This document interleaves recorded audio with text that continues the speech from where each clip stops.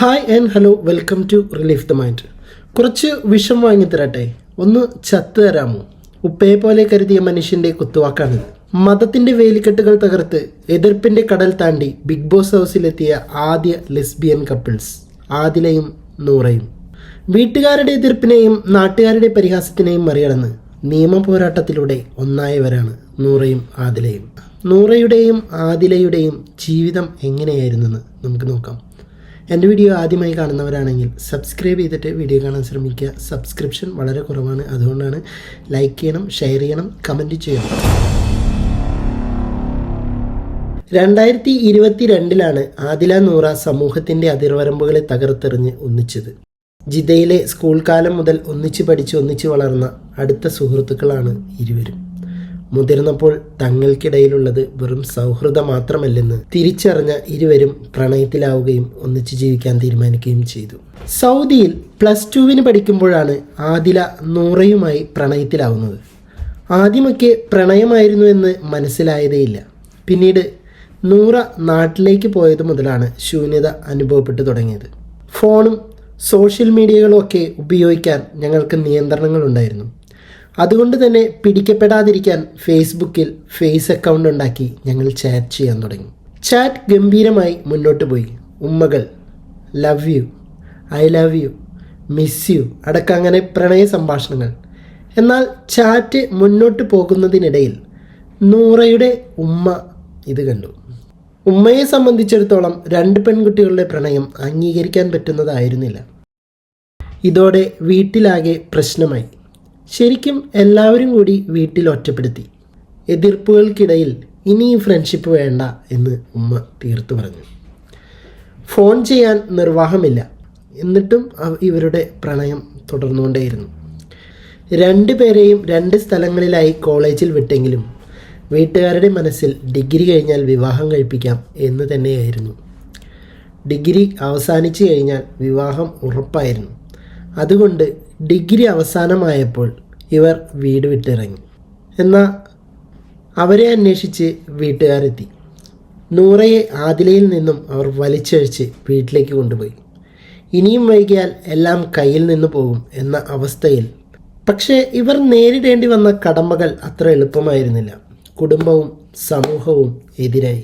തുടർന്ന് ആദില കോടതിയെ സമീപിച്ചു. അങ്ങനെ ആദില നൽകിയ ഹേബിയസ് കോർപ്സ് ഹർജിയിൽ ഇരുവർക്കും ഒന്നിച്ച് ജീവിക്കാനുള്ള അനുമതി ഹൈക്കോടതി നൽകുകയായിരുന്നു. പ്രായപൂർത്തിയായ ആദിലയ്ക്കും നൂറയ്ക്കും ഒരുമിച്ച് ജീവിക്കാനുള്ള അവകാശമുണ്ടെന്ന് കോടതി വിധി വന്നു. അങ്ങനെ അവരൊന്നായി. വീട്ടിൽ ഒരുമിച്ച് കൂടുതൽ സമയം ചെലവഴിക്കാനാണ് അവർക്ക് എപ്പോഴും ഇഷ്ടം. പലരിൽ നിന്നും മോശമായ സംസാരങ്ങൾ നേരിടേണ്ടി വന്നിട്ടുമുണ്ട്. ഇവരെ 2 പേരെയും നോക്കിക്കൊള്ളാം എന്ന് പറഞ്ഞ് പലരും വരാറുണ്ട്. ആണിൻ്റെ സുഖമറിഞ്ഞാൽ ഇതൊക്കെ ശരിയാകും എന്ന് വരെ പറഞ്ഞവരുണ്ടെന്ന് ഇവർ 2 പേരും വ്യക്തമായി സൂചിപ്പിച്ചിട്ടുണ്ട്. സൈബർ അറ്റാക്ക് ഉൾപ്പെടെ പല വെല്ലുവിളികളും അവർ ഇന്നും നേരിടുന്നുണ്ട്. കൂട്ടിന് ഇരുവരുടെയും പ്രണയം മാത്രം. ഈ സാഹചര്യത്തിലാണ് ദമ്പതികൾ ബിഗ് ബോസിലേക്ക് എത്തിയത്. 2 പേരും ഒരു മത്സരാർത്ഥിയായി മത്സരിക്കുമ്പോൾ അവർക്കിടയിലുണ്ടാകുന്ന അഭിപ്രായ ഭിന്നതകൾ തന്നെയാണ് ഇരുവരും നേരിടേണ്ടി വരുന്ന പ്രധാന വെല്ലുവിളി. കൂടാതെ ലെസ്ബിയൻ കപ്പിൾ എന്ന ചിന്തയിൽ വീട്ടിലുള്ളവരും പ്രേക്ഷകരും അവരെ എങ്ങനെ കാണും എന്നതും നിർണായകമാണ്. സ്വവർഗ പ്രണയം, സ്വവർഗ വിവാഹം. പക്ഷേ ഒരു നാണയവും ഉണ്ടാവുമ്പോൾ അതിന് 2 വശങ്ങളുണ്ടാവും എന്ന് പറഞ്ഞ പോലെ ഇതിന് വേറൊരു വശം കൂടിയുണ്ട്. എന്ത് സന്ദേശമായിട്ടാണ് ഇവർ ബിഗ് ബോസിൽ എത്തിയിരിക്കുന്നത്? ഇത് ജനങ്ങൾ കാണുന്ന പരിപാടിയാണ്.